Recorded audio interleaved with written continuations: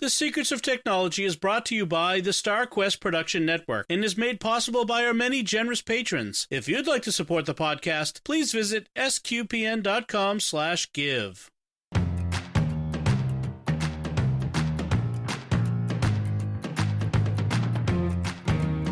Hi, I'm Dom Bettinelli, and you're listening to The Secrets of Technology, where we discuss the technology news that's important to you from a uniquely Catholic point of view. And joining me today is Joanne Mercier. Hey, Joanne. Hey, Dom. I don't remember the last time I was here. I know. To be honest. We missed you in July because I was away. We didn't do a show when I was away. But now we're back together. And folks, in a few weeks, when Joanne and I are back together again, we're going to be talking about the big iPhone announcements. Inevitably, Apple hasn't announced anything yet, but hello. So that will be, we'll do a special show as we always do. Father Corey is enlisted in the Air Force in order to get away from having to do that with us.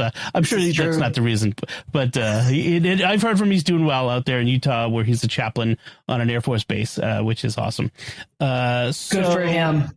Yes. I miss him. I miss chatting with him on this and Secrets of Doctor Who and Secrets of Star Trek, but he's doing great out there.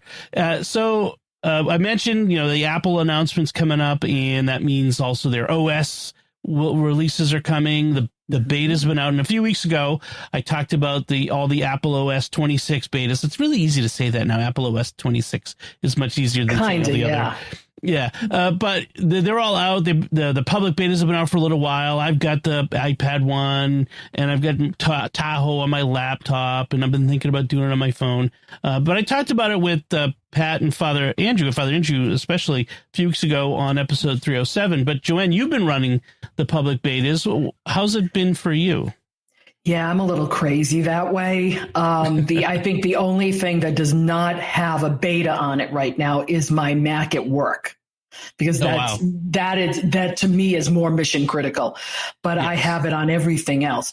The phone, for example, I'm not so far a big fan of liquid glass. I'm not a fan of it on the phone, but on the watch I am. For the simple reason of it now outlines all of the numbers when you sign in the morning, so I can actually know which number I'm hitting. Before it was sort of almost a crapshoot, because if you got too close to the other one, it would put the other one in instead. So now they've defined things a little bit more.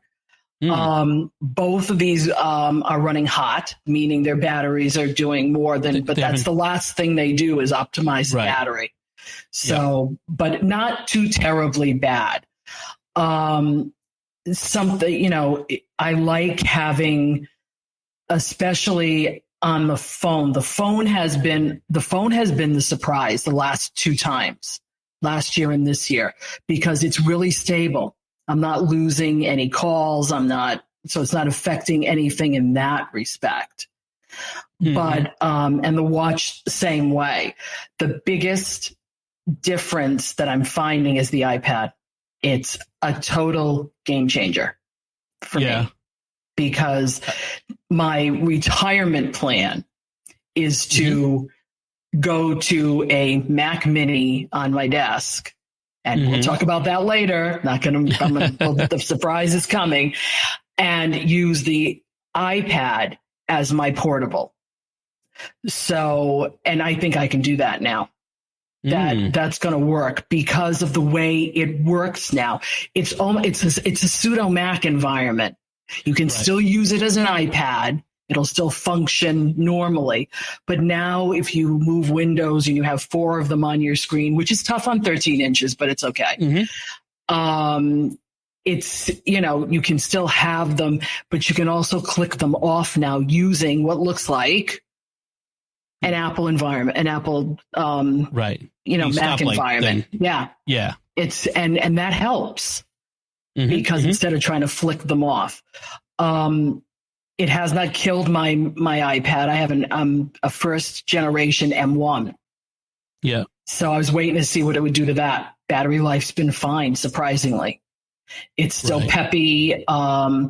But I do like, there have been some problems with the phone only in CarPlay. And that's been a bit of an issue because at we're up to beta 4. In betas 2 and 3, I would pull up Audible or my podcast, which is Overcast, or the music app, and there were no playlists. There were none, no list, couldn't figure out. But if I touched the screen in a certain place, it would turn something on. So we immediately did some feedback, and by beta 4, they fixed it. Oh, good. So everything came back. I see beta 4 is available on my iPad right now. The windowing on the iPad really could change how you work on it. I mean, I like to slide over on that stuff before, and it worked okay, but it was still clunky. I never liked Stage Manager. It always seemed to be use too much screen space, and it was just too weird. I just couldn't wrap my head around it. Probably just because I'm an old Mac user, and that's just the way my brain doesn't work like that. I never used it either. It was useless. But the new windowing is kind of cool. It does sometimes throw me off a little when I'm trying to get out of an app, and instead it just sends it to the side. I'm still trying to get used to the gestures and things. I wonder though if they come out with this low cost MacBook that they're rumored about for $600, I wonder if that might change your calculus on what you're going to use as a portable, because that's even cheaper than an iPad Pro with a keyboard. I mean, it just blows my mind a little bit, the economics of these things. It's kind of interesting. Yeah, but with the new windowing on the iPad, I can actually run my. Okay, I got a Mac Mini. We'll talk about it more later. But I can now run my Mac Mini off of it. So I've set it up. There's a couple of ways to set it up. Right now I'm on Splashtop to make it easy, but there is a way to go into it. Yeah, there is a way to go into it remotely native that I just haven't tried yet. But it's right there, 13 inches. I can touch things. I can open things. I can type things. Yep. You know, I still see the value in that. Okay. So it's possible. Interesting. All right. So you're generally positive on the beta so far. I mean, I think over the years, Apple has gotten, when it releases a public beta, it's generally pretty close to prime time. My usual advice still stands: never do the developer beta. When it comes time for public beta, wait for the second public beta. And at this point, they're coming out about once a week now, like the updates, just about the bug fixes. And so I always wait at least to the second public beta. I never upgrade my primary. How does David Sparks put it? I don't upgrade the machine that pays for my shoes. I don't put public betas on it because that thing has to work. So the Mac I'm using right now for my for recording this podcast is not on the public beta, but I do have I have a laptop that I put it on. So that sort of thing. I haven't done my phone yet because, like I said, I was away. So, but watch is the one I'm really squeamish about, because if something goes wrong with a watch, you have to take it to the Apple store. Yeah, that's true. Yeah. But it's been stable. The only thing that hasn't been as stable, as I said, was CarPlay. But CarPlay has had a much bigger transformation. The maps are better. The screens where all the apps are is easier to maneuver. They've done a lot more work in CarPlay. So if you want CarPlay and you haven't done it yet, beta 4. It is stable. It is much more stable now. And I think you'll see the differences. It now will also remember your normal routes. So you don't always have to hit, because I will put the GPS on just to give me a time arrival. It's now doing it. Yeah, it's now doing it on its own. It'll give you the normal routes. That's one of the things I'm looking for. I don't have CarPlay in my cars, but I do use the Apple Maps whenever I travel. And I like that new feature that they're adding. So when the new iPhones were announced, and this is a new iPhone year for me, we'll probably talk more about some of the new features, because there's always like something new in the new iPhone that hasn't been covered yet in the public beta, that sort of thing. It's hidden in there waiting for the new hardware. Mm-hmm. So we'll talk a little bit more about that then. It's also I think I'm getting a new watch this year. I'm gonna get an Ultra. I'm a scout dad. I camp a lot. And I just really want to have a battery life that lasts a weekend. I need a watch battery that lasts the whole weekend. And that's just the way it is. And the one thing I'm waiting for is the rumored translating feature that will come with the AirPods 2 or 3. I'm not sure what they're going to do yet. So that I need for work. Oh, and then the new thing about like all the new devices, the home devices and home control, central control panel. That's all these things that, our future. We'll see how it comes when it comes out. We'll talk about it. I'm excited about those things when they come. But so that's enough Apple talk for now. That's it. We want to. We'll come back to this in a month. But for now, we want to talk about our main topic, which is this interesting question: how Google is killing the open web. Now, this came out of a Verge article that I found. They called the how do they phrase it? How it says how Google is killing. No, that's I'm sorry, that's the wrong one. The one that they linked to. Google Zero is here, is what they say. Mm-hmm. Now what? And it's this concept, the Google Zero, that this Verge writer writes about. He says the entire business of the modern web is built around Google, Google browser, Google ads systems, Google search, all of it feeding itself. Websites get traffic from Google search. They all get built to work in Google Chrome, and Google dominates the stack of advertising technologies to turn it all into money. That's a quote from the article. And then he says, there's a theory I've had for a long time that I've been calling Google Zero, my name for that moment when Google search simply stops sending traffic outside of its search engine to third-party websites.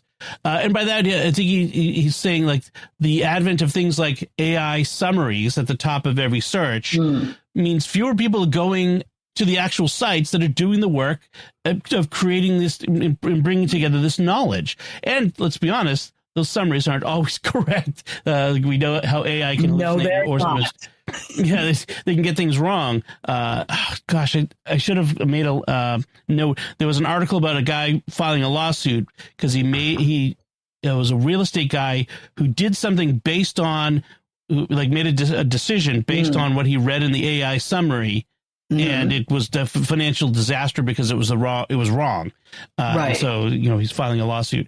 But this Verge article linked to this blog post from this website called HouseFresh. They are experts in air purifiers, and they write about and review their air purifiers. I mean, they're typical of a lot of independent websites on the web that have made the web great, which is people have a passion for a particular topic who dive deep into it and then share that knowledge with the rest of us. Again, that's what makes the web great and the internet great. But what this person from this HouseFresh website was talking about is how Google has basically is killing them because of the way their search results work. And they give all kinds of data. It's really, really long. I'm not going to get into all of it, but there's just a few things to point out.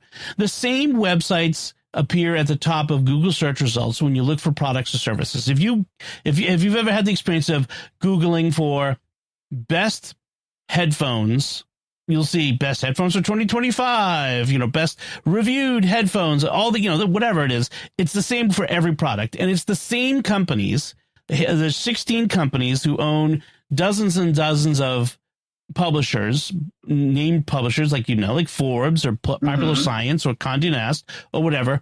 Their companies dominate the first couple pages of web results and push down all the others, but they're low grade articles. So when you go to the list, the article of the best headphones or the best air purifiers for pets, you'll get all of these listed things, but they aren't real reviews. They aren't doing actual testing. They are basically clickbait for Amazon affiliate links. And they usually push expensive products over best, products that are best for the consumer, and they're usually not, what they recommend is more based on the price and the flashiness, and not on whether it's actually useful for the purpose. And then there's a bunch of other things that they go into, which we'll get into as we talk about it. But Joanne, have you had this experience, like, the frustration of trying to find something online, like when you're looking to buy something, I want a good review? Here's the thing with all of this. I think people are just getting lazy. Google is getting lazy and is putting up people who pay them so that they get first dibs at everything. Other people are taking the first thing they see as gospel and running with it, sometimes to disastrous results. I don't know if it's because I come out of a genealogy background, but I was taught when I was first, and I learned this the hard way. You never take the first source you find as gospel. Right. You have to back it up and back it up and back it up. So when I go searching on Google, I go past all the I look at the AI just to see what it says. Yeah. I go past all the sponsored stuff because I'm not going to get into that, because then it's, a lot of following. That's just ads, right? Yeah, it's just ads. And then I start further down to see where things are. And maybe the first couple are, the 10 best and who's writing this. Oh, I don't even know that publication. Why am I going to look at you? So if I could interrupt for a second, I would caution on that, because sometimes that's actually the part of the problem, is because people are seeing Forbes, Popular Science, BuzzFeed, Time, all of these really well-known names from publications, and trusting those, and then looking at something like this one company, housefresh.com, they're the ones who wrote the blog post. I don't know them. Why should I trust them? But that's exactly the problem, because what's these publications, Forbes, wow, they're Forbes. They should know. What does Forbes know about air fresheners, air purifiers, that sort of stuff? They seem to be experts in everything, but most recommendations, they're not doing any testing. They're just affiliate link baiting. Right. And in fact, what we've had now is some of these big media, some of these big names, like Popular Science was bought by a private equity firm in 2020, and now is mostly being farmed out for SEO. They buy the site, they fire the staff, and they revamp the content strategy to drive monetizable traffic from Google. And it's got these shovel bait reviews on it, and there's no reason to trust them, because it's not like Consumer Reports. You can trust the Consumer Reports. It's a name they do testing. The Wirecutter, a name they do the testing. That's the problem. Big media sites are laying off journalists and using AI to write their commercial content. And that's... Well, I may have given you the wrong impression. I don't always pass up the name brands. Okay. Right. But I do know that some of those name brands have been bought out. Yes. Yeah. Honeywell, I don't know about Honeywell, Good Housekeeping. Some of those things have been taken over, and I'm probably using the wrong ones, but I know of some of them that have been, the name is not what they used to be, but they like to use that name because Americans know the brand. Right. So like Time and Newsweek and those companies, those magazines have been purchased by, they're not the same. They're not the same as they used to be. No, not at all. But I think part of this is a laziness in, I'm going to go to the internet. I'm going to search on Google. I'm going to Google it. Okay. Yeah. I'm going to find the answer, and that's it. And it's successful for them. Yeah. But they don't follow it up with more. I mean, we're learning through AIs that the prompts we give an AI have to be specific in order for us to get exactly what we want. It's the same thing with searching on Google. If you want something exactly, you need to prompt it. So, if you don't prompt it correctly, you're going to get, garbage in, garbage out. But that's the thing is that most people don't, you get the individual user up against the expert SEO engineers, you have teams of people who are just, marketing teams whose sole aim is to game the system so that their listing gets higher. One of the things they talked about is keyword swarming, where they find a small independent publisher who's ranked high for a particular topic that's a valuable keyword, and then they will use the power of their dozens of sites that they own to all create content that make them, according to the algorithm, Google algorithm, the expert. It builds their reputation and thus pushes it down. I think a lot of this is Google's fault because they have created the system, but which rewards that sort of behavior instead of they keep talking about punishing that behavior, but it ends up for somehow always the big guys come out on top and the little guys getting punished even more. And this is bad for all of us because it means that truly independent, valuable, content is being pushed out of business. These guys can't make a living, and so they're not going to do it anymore if they can't make a living at it.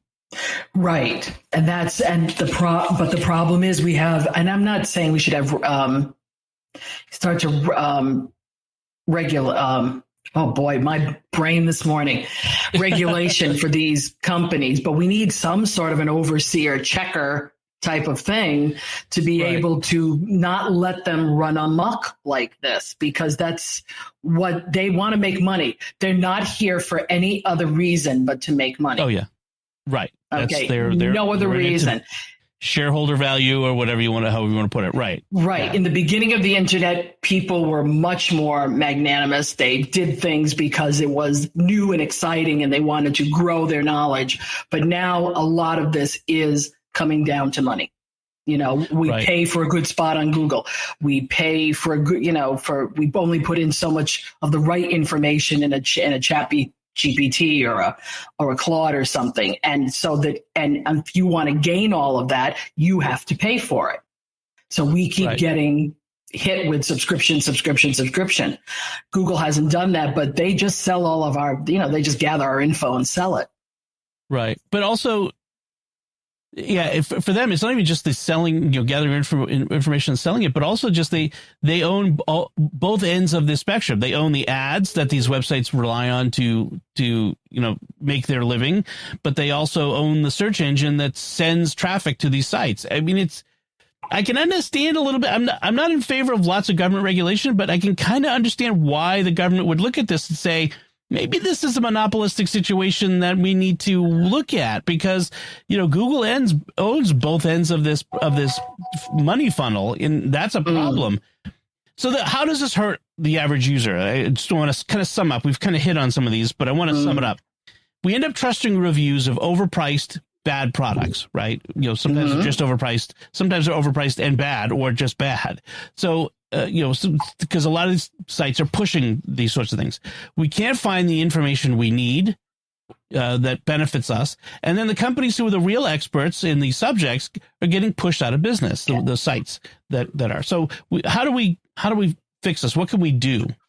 Well, some people say we can use LLMs, use ChatGPT or Perplexity and do that, search for your information there. But okay, so it's not Google who's disintermediating the independent websites. Now it's ChatGPT or Claude or Perplexity.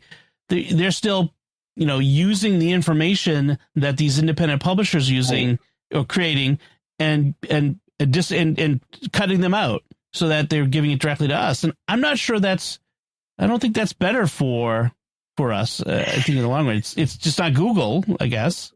And they're not up to date sometimes either. At least in my line of work, I will ask Claude to do something for me. He says, and I don't quite I only have the information up to a certain date. Yeah. So let me go out on the web and see what I can find. So it's also going on the web too.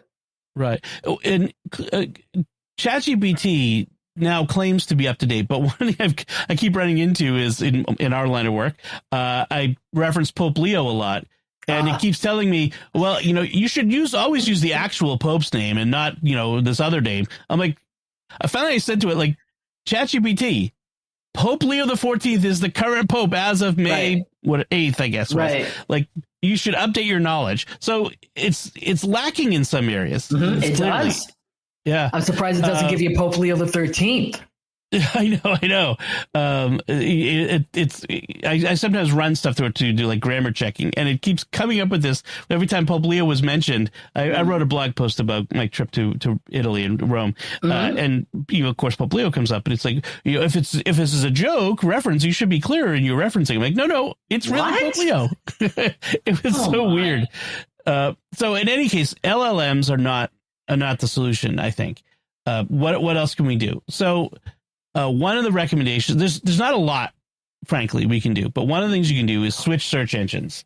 And often you'll hear people say Bing, which is Microsoft, DuckDuckGo, which is, I've always heard that's the one that's independent of Google and it's the one to go. I've started to hear things that it's not been as good lately as it was. No, I've been on DuckDuckGo. I try to keep going back to it, but it never comes up with what I'm looking for.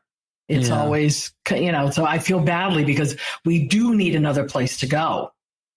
But Bing is not my answer either. So some people recommend Brave Search. So the Brave browser, which is a Chrome-based browser, it's independent. It's a privacy-focused browser. It's a privacy-focused search engine. And then Kagi is another one. And I want to mention Kagi because I recently heard I listened to the Mac Power Users podcast, and they had the founder of Kagi on there to talk about it. And it's a paid search engine. You pay to use it. And what that does is it means that their focus is on you and not like whoever's paying the bills is the one who gets the focus, the one that the company is going to be. And so it's better to be the one paying them than, because then they don't care about making it better for these big corporations. They care about making the search better for you. One of the things they do is you can go in and say, when you do searches, don't include results from these sites. So, for interest, Freudian slip. For instance, if I was on Kagi, I would say, don't give me results that include Pinterest, because Pinterest search results are the worst. Oh my gosh! Because oftentimes they're just links to other things, and sometimes those links don't actually work unless you sign into Pinterest. It's pain in the neck. So I don't ever want to see Pinterest search results. But it will modify itself to work for you, and so you could go in and tell it not to do various these 16 big companies. You can tell, don't give me search results from any of these companies when I'm searching, reviews or something like that. So you can modify it for your use. So it's interesting. It's a premium search engine. It also they have a browser that you can get with it as well. But it's how much is it? I'm seeing $10 a month. Is that correct? Yeah, you can try it out. You can use the basic functions for free. Okay. But the good stuff is behind the $10 a month. 10 is a lot. That's pricey to me. I mean, it's $120 a year. It's not. I mean, it's not the most expensive thing ever, but it's would you pay $10 for search when you're getting it for free everywhere else? And that's the thing you have to ask yourself. Okay, I did look. It said 5 if you're okay being limited to 300 searches a month. Right. I don't know how many searches I do a month, but 5 would be a little better. Maybe just try it. Especially if you say I'll do 300 searches, and if once I've used them up, or if I do use them up, I'll switch over to Google or DuckDuckGo or back to to Brave or whatever for the rest of the month. I mean that's at least to try it out at $5 and see if that works for you, that level. Yeah, I tried switching to Kagi and I kept running into problems. Like in the sense of how I work, it was interfering with my workflows, and I would have to adapt my workflows. So for instance, I use Google image search a lot because I need to find thumbnails for shows that we talk about, Star Trek and Doctor Who, whatever. And I don't like their image search results as much as I liked Google's. And it was like, I also use in Safari, I use a keyword, an extension called keyword search, which lets me type a couple of letters in the address bar, and that will let me search a particular website. So we have a stock photo site that we use called Dreamstime. And so I set it up so that when I type DM space and then keywords, it starts the search on Dreamstime without having to go there first and type in the search. That extension gets broken, but once you've switched to Kagi, because they take over your search. So, it's not the end of the world. And I'm still thinking about Kagi as a alternative, but I think I might give it a try. I might try this because I'm not a power user in some ways that you are, and I might be able to see if it's worth the money. I think for everyone, I think it's worth at least giving it a try. Give it on the trial basis, see if it does you. But because this is basically the only tool in the toolbox. We switch your search engine. Or if you stick with Google, make sure you're seeking out truly independent sites for your search results. Go past the first page of the Google search results and keep looking for sites that look like not all the usual suspects. And in the long run, really only Google can fix Google. Pressure can be applied, government pressure or, consumer pressure. But in the end, it's up to Google to fix it. And so we're kind of stuck with them. Unfortunately. Yeah. And maybe they'll figure it out. Maybe they'll live up to their motto, don't be evil. But so far, not so good. Okay. I wish I had a better conclusion than that. It's just the way it is. I mean, it's just the way it is right now. Yeah, and I think recognizing it is half the battle, and I think we look at our own behavior, and I think the big recommendation, like you said, is don't be a lazy Googler. You have to do the extra work to dig in and make sure you're getting your best results. But knowledge is key. Know that when you go to these sites, you're getting shoveled stuff. You're getting affiliate clickbait. Dig deeper. Find the sites that are truly doing the testing, and don't. If they just say, "Oh, we test these things," make sure they're actually testing it. You know what I mean? Like, to read the articles. Don't just click the top, like the number one thing, and trust that they've done the testing. I'm going to have links to the the housefresh.com blog posts. They're very long, but even just scan through these articles and see how she points out how all of these companies are scamming you into clicking their links, and at least you'll have a little more knowledge about how this works, and it'll help you out in the long run, just having that knowledge. Hey, look, my husband bought a month of Consumer Reports just so he could look for, because we were buying a new generator for the house, just so he could compare and make sure that this is what we were going to buy. He wasn't going to listen to Google.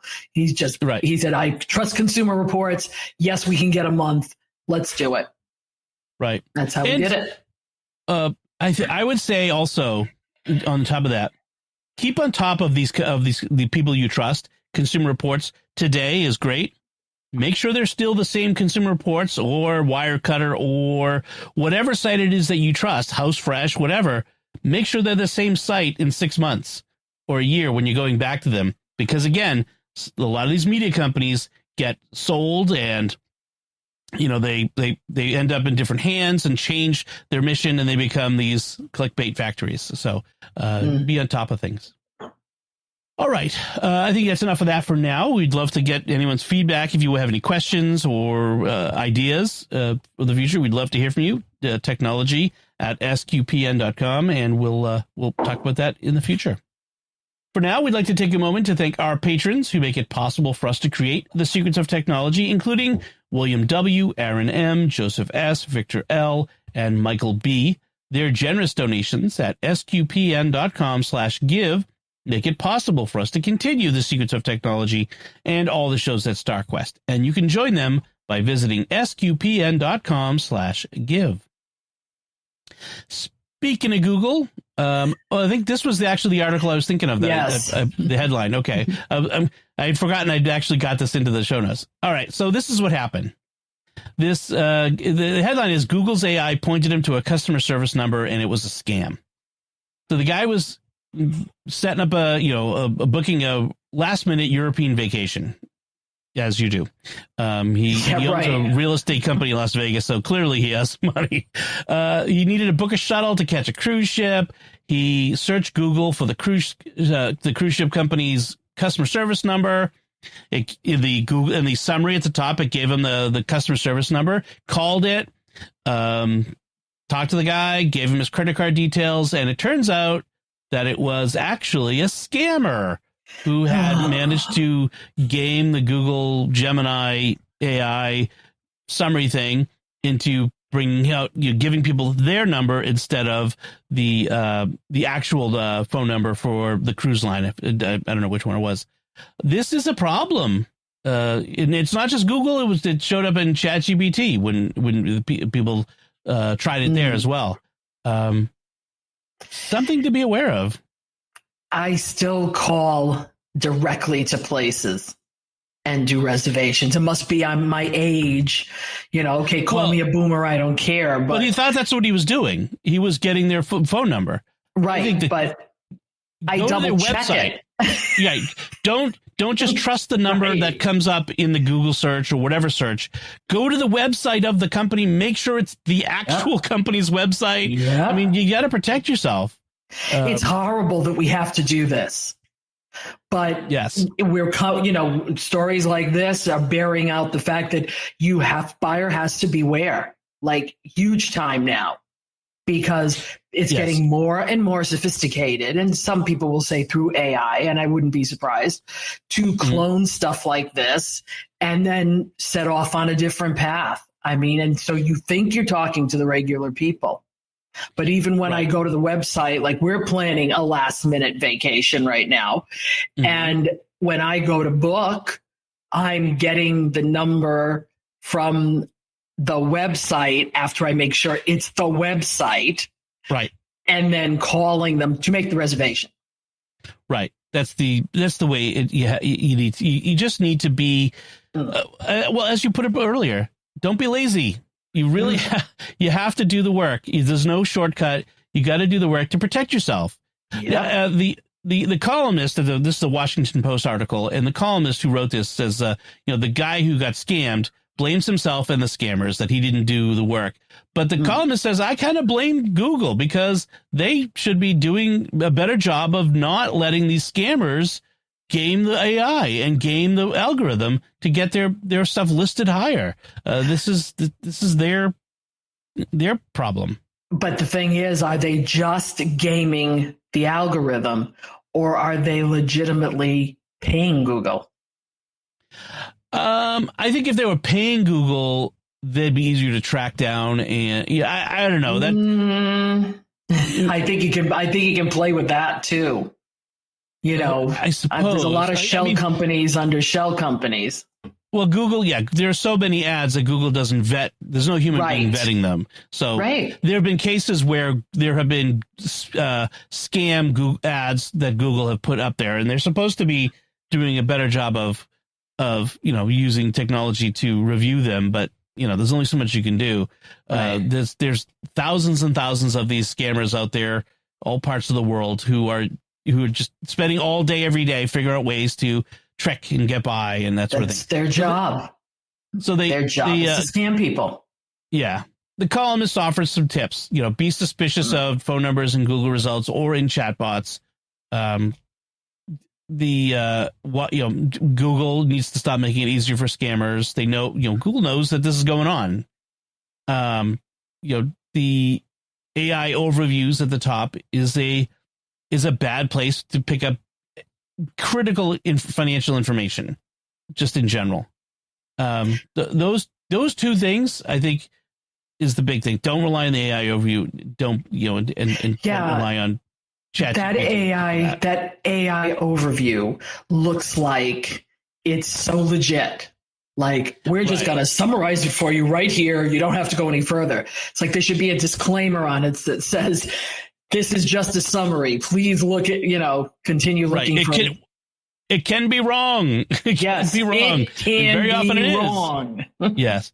What is it? Dave Hamilton of the Mac Geek app says the 3 words that everyone should know when dealing with an AI is, are you sure? Like every time you ask a chatbot something, then type, are you sure? Because that's critical. Because they often say, oh, no, that's wrong. I was totally wrong. Like, well, why didn't you tell me that in the first place? Like, why didn't you ask yourself this? But, this is where we are with this. It's not magic. I'm not afraid. Like, this is not HAL 9000. This is not Terminator. This is not the Enterprise computer from Star Trek. Right. This is not C-3PO. No matter what anyone tells you, these things are not as sophisticated as they want you to think they are. They're not. And so, you gotta be careful. And then one other headline I want to talk about before we go to our picks. We talked about recently Windows end of life, Windows 10, Windows frustrations. It's not just because we're both the 2 biggest Mac users on this show that I bring this up, but according to TechSpot, Windows power users are frustrated as Microsoft forces automatic app updates. So, as they should be. Yes. Microsoft has an official app store, and Microsoft has wanted it to be the official gateway, for getting Windows software. It's sort of like Apple's App Store that we have on Macs. It's not the only way to get Mac software, but I think they wouldn't mind if that was the only way we were getting Mac software. Same thing with Windows. But it's not been very popular. And for those users who are using it, they found that it's forcing people to take updates that are the mandatory app updates. Like they do mandatory system updates, like, oh, there's a new update, your system's going to reboot. Like no matter what you're doing, like you have to reboot the machine. Yes. That's just frustrating. Well, there was a way to disable automatic app updates on the Microsoft Windows Store, and Microsoft has disabled it. So you can pause the update, but it's gonna come back in 1 to 5 weeks, I think is where they put it.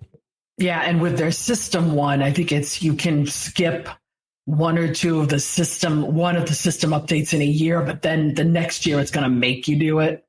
Right. If I remember that correctly.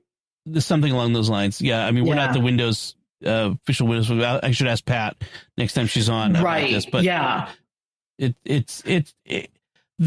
the forcing of mandatory updates. I understand the impulse, which is, this is broken, and maybe this is a security hole or something along those lines, and you really want people to update. But most people who spend any time on computers knows that sometimes updates to fix things break things. Yes. And I really need to get my work done. And if you break the app that I use to get my work done, I'm up the creek, and said something else. I'm up the creek, and without my the boss paddle. is probably not going to be happy. Yeah. So no, it's the thing with Microsoft. I could go on with the thing with Microsoft, but I still have to use Windows environment for one thing at my work, and that's because if you're Catholic, I work on the bulletin every week. Yeah. So and that's a whole other story about Publisher going away, and we can talk about that at another time. But so I see this a lot, and I think Apple does the same thing, but it's subliminal. If you have notifications on and you start seeing those numbers on your app store grow to about 100, that's when I say, ooh, I have a whole bunch of app updates. Perhaps I should see what needs to be updated. That's subtle. But it doesn't force it. Right, either. Exactly. Yeah. That's the point. You know, we know when it has to be done, if it has to be done at all. And, but we're in charge. Whereas Microsoft, you need to do it now because of security problems. Oh, yeah, right. We've heard about this before. No. Yeah. And I should point out, for my own uses, I generally have automatic app updates on my Mac. I want the updates. But I can imagine that there is circumstances for some people who do not want the automatic update. And I don't have them. Yeah, I've had updates. I've had software come up where I'm like, oh, I really don't want to update to that just yet because it's a new system. It's a new, it changes something, or I know that it breaks something, so I don't want it to change that just yet. Maybe later, but not now. Right. I do not have my automatic updates on, so it'll hold Mac everything or for iPhone. Me. Yeah. I don't. Okay. I am the same way. I want to hear about it. I want to see it. Make sure nothing's going to break, and then okay, fine. You can download it, but don't do anything with it. That's what I do on my devices. You can download it, but wait for me to tell you to go ahead, except for the Apple TVs. Right. That's automatic. Yeah. Right. That's automatic. So, yeah. So sorry, Windows users. I feel your pain, but yeah, I mean, if you're one of those, like the good thing is you don't have to use the Microsoft App Store. Right. You can still third party load things, and so that's good for you. All right. So those are our headlines. Let's move on to our picks of the week. Joanne, you've previewed your pick of the week. Why don't you tell us all about it? Yeah. For my birthday this year, I've been back and forth as to what to do because my laptop and my iPad, the iPad's 5 years old, the laptop is 4 years old. And I do have a few more years left before I retire. So I was trying to figure out what to do. And my husband said, you know what? You've wanted the Mac Mini. Just go for it. He said, but this time, load it up. Okay. Because I tend to, when I bought my laptop, it was the bottom basement, M1, right out of the gate. Didn't know what it was going to do. Got 512 in it and kept bumping up to that ceiling of, you're running out of room. You're running out of room. Oh, so, right. So I got myself the M4 Mac Mini refurbished. That's what I always say. It's a refurbished model, working perfectly fine. 24 gigs of RAM, 2 terabyte in the hard drive. Nice. This thing is fast. And in fact, I'm on it right now. And I haven't seen my video blink once. Where it used to blink. Yeah. It used to blink on my laptop. I've kept the laptop, however, because it's still running, and so is the iPad. They just keep chugging along.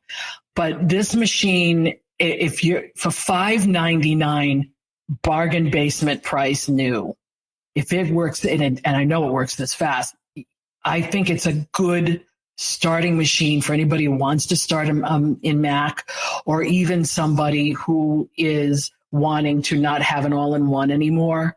Because you pair this up with anything. I've got 2 monitors on it, and it's got 3 Thunderbolt ports, 2 USB-Cs. So there are no A's on this thing. So if you have A's, you either have to get dongles or sometimes or something. Yeah. Or they do sell the little. I only have one, however. It's a converter, and I'm trying to find more, because I'd rather put little converters on these things, but that's okay. It has 1 HDMI port in the back. I wish it had 2.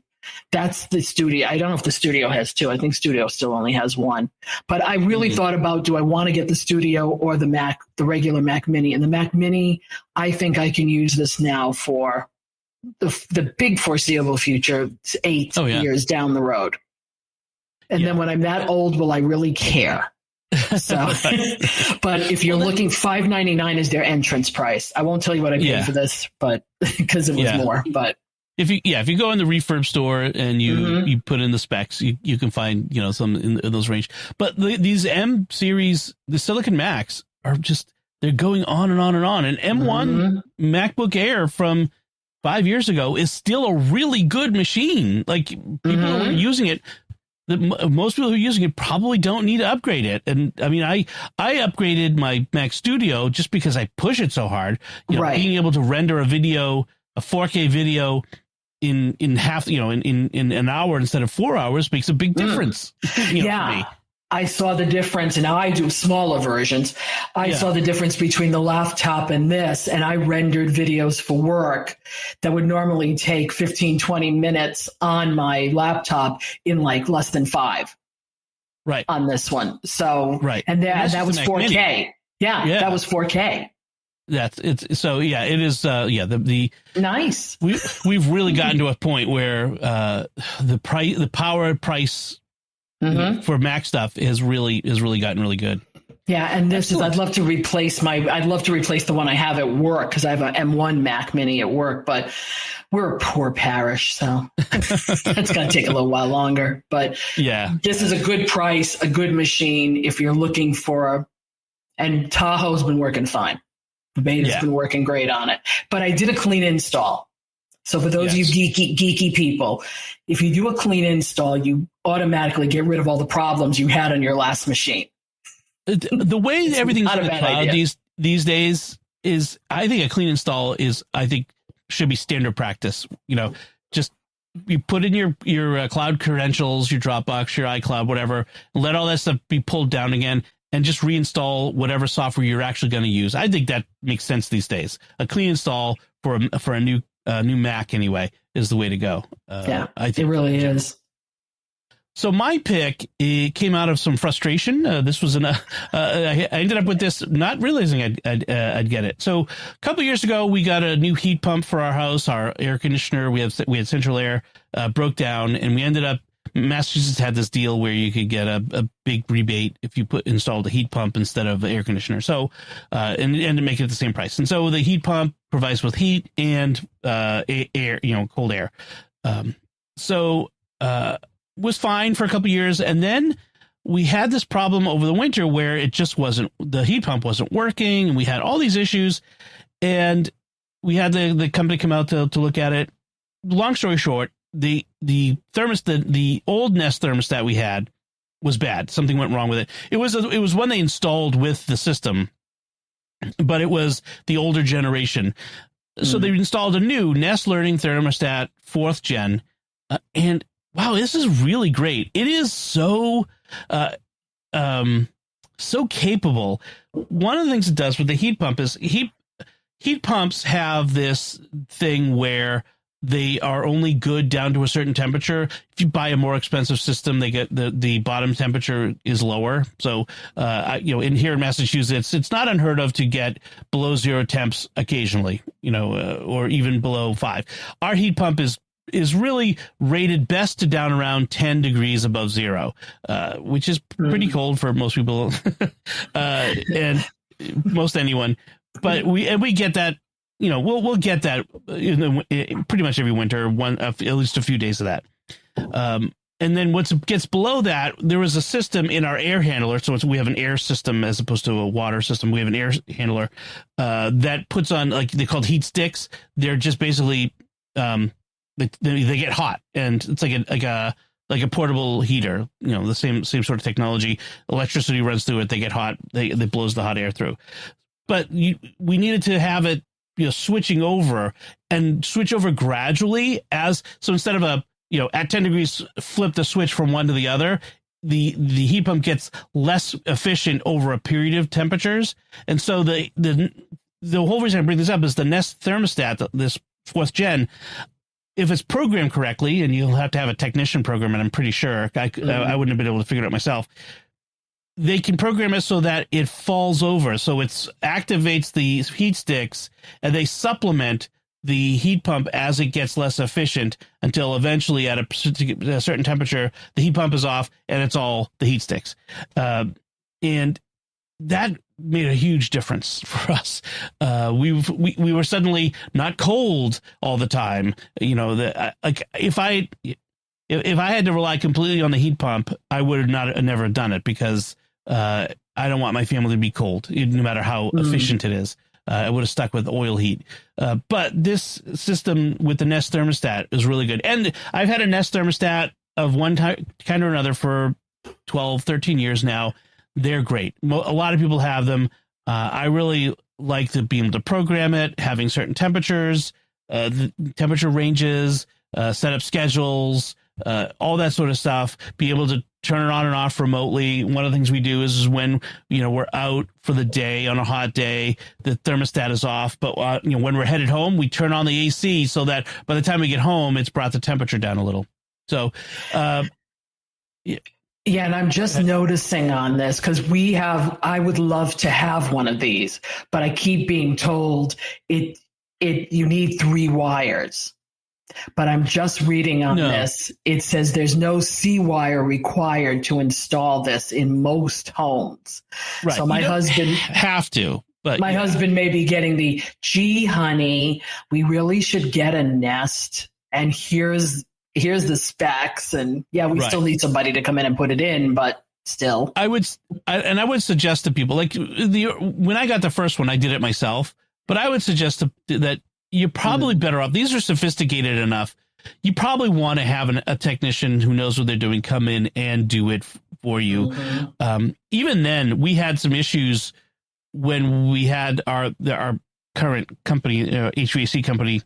When the techs came in to do this, they screwed it up. I ended up having the service manager himself came out to my house to set it up correctly. So you want to make sure that you're using a company that knows what they're doing and will set it up correctly when they come in. It's just complex. It's HVAC, unless you're an HVAC expert. So you could do it yourself if you have a straightforward system, but maybe you want to just have somebody do it. But once you have it, it's so much better to be able to control, the heat or the AC, save yourself some money, have it put in schedules, all that sort of stuff. It's very sophisticated. So I've been pretty happy with it. Good. Putting it on my list. Here you go. The expensive show for everyone. Yep. All right. So that's it from us this time. We'd love to hear what you thought of any part of our discussion, which you can let us know by commenting on the show at sqpn.com/technology or the StarQuest Facebook page, facebook.com/StarQuestMedia. Send an email to technology@sqpn.com. Visit the StarQuest Discord community at sqpn.com/Discord. You can find links from our discussion and our picks of the week on our show notes at starquest.fm/TEC310. Be sure to follow The Secrets of Tech. We're on Apple Podcasts, Spotify, TuneIn, your favorite podcast app. We're also on YouTube, where you at youtube.com/StarQuestMedia, where you should make sure to hit the bell to subscribe. You should subscribe and then hit the bell to get notifications of new episodes. Anyway, until next time, Joanne Mercier, thank you for joining me and sharing the secrets of technology. Thanks, Dom. And once again, I'm Dom Bettinelli. Thank you for listening to the Secrets of Technology on StarQuest.